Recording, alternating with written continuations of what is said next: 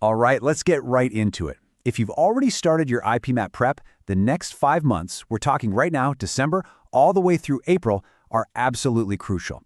Today, I'm going to break down a master plan to help you turn all that hard work into a top-tier score for IIM Indore. Let's do this. And look, that's not me being dramatic. The effort you put in over these next 5 months can literally change the course of your career. This isn't just some other test, it's a huge milestone, and it demands your full attention. So let's make every single day count.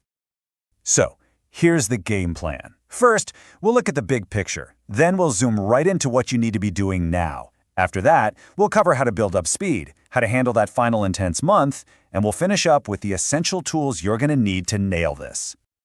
Okay, let's kick things off with Section 1. The countdown begins. Now, a quick heads up. This plan is really for those of you who've already got some of the basics down.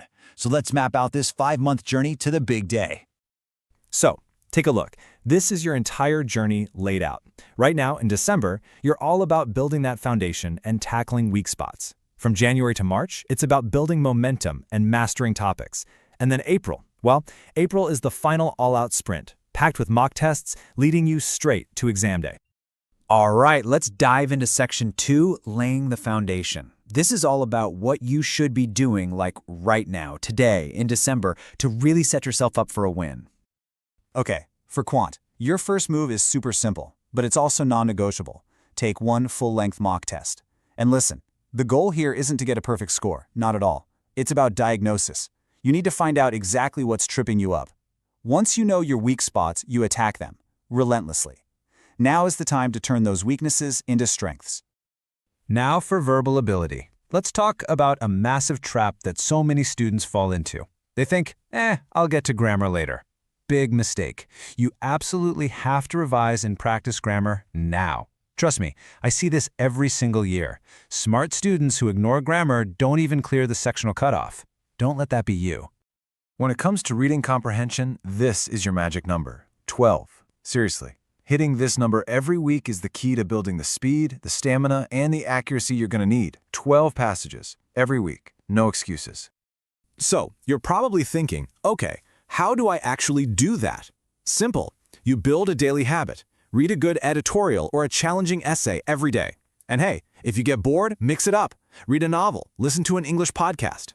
And look, the math is easy. Just solve 2 RC passages a day for 6 days, and bam, you've hit your weekly goal. Moving on to logical reasoning, it's time to get strategic. Zero in on those high-impact topics like syllogisms, arrangements, and coding to coding. Practice them like crazy now so you get a real feel for how tough they can be and how long they take. It's all about knowing what you're up against before you're in the hot seat. Okay, so how does this all fit into your day? Here's a blueprint for you. Try to block out about 90 minutes just for attacking your weak areas. Then about 45 minutes for reading and another 30 for your RC practice. And finish it off with a quick 20 or 30 minutes of LR drills. This kind of structure makes sure you're hitting all the important stuff every single day. All right, great. You've survived December and built a solid foundation. Now we hit Section 3, building momentum. This phase, from January through March, is where you stop just learning and start really building speed. So what are your marching orders for these months? Let's break it down. First, your goal is to have your entire syllabus covered by mid-January. You want to make your strong topics absolutely rock solid and get your weaker topics to a place where they're, not so weak anymore. Starting in February, you're taking one full mock every week. Then March is all about hardcore revision and speed drills. And as you get into March, your focus needs to shift a little. It's all about building what we call exam temperament. That means you practice like it's the real thing. Total silence, a strict timer, 0 distractions. If you can't get that at home, find a library. Getting used to these conditions is so important for handling pressure on the actual day. And just like that, we're in Section 4. This is it, the final sprint. April is where everything kicks into high gear, and every single day is a chance to get better. Let's talk about how to absolutely own this month.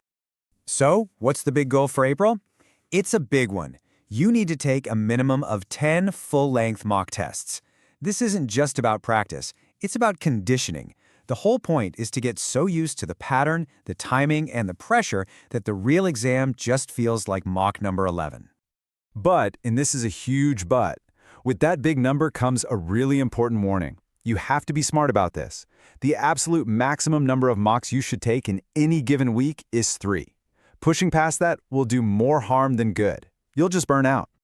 And I'm going to say this again because it is that critical. Listen to me very, very carefully. Do not take more than 3 mocks a week. If anyone tells you to take a mock every single day, just ignore them. That's a surefire way to exhaust your brain and walk into the exam feeling anxious and tired instead of sharp. Okay, last section. Let's talk about your ultimate study toolkit. And no, I'm not talking about some fancy app or expensive software. I'm talking about 2 super simple notebooks that are going to be your secret weapons. First up, you need a mistakes register. This is exactly what it sounds like. A notebook where you log every single mistake you make, whether it's in a big mock test or just a quick practice session. The idea is simple. You create a library of your own errors so you can see the patterns and get rid of them for good. Your second notebook is the doubts register. In here, you write down every single question or doubt that pops into your head, no matter how small. Even if you solve it 30 seconds later, write it down. Why bother? Well, because a lot of the time, that mistake you keep making in quant isn't just a silly error. It's actually connected to a fundamental doubt you had weeks ago. This helps you find the real root of the problem. And here's a pro tip to make this system work even better. Get 2 different colored notebooks. For example, a red one for all your doubts and a green one for all your mistakes. This makes it super easy to see the connections. You can just flip open both books and see if that new mistake in the green book is linked to an old doubt in the red one. So, let's bring this all home. What's the bottom line? This 5-month plan is your complete roadmap. But a map doesn't do you any good if you don't actually follow it, right? Your success is all about discipline. It's about using mocks to find your weaknesses, not just to chase a score. It's about analyzing your mistakes without mercy. And maybe most importantly, it's about avoiding burnout by trusting the plan. And that's the plan. The entire strategy is laid out for you. The timeline is set. Your 5-month roadmap is right here. The only question left is, are you ready to get started?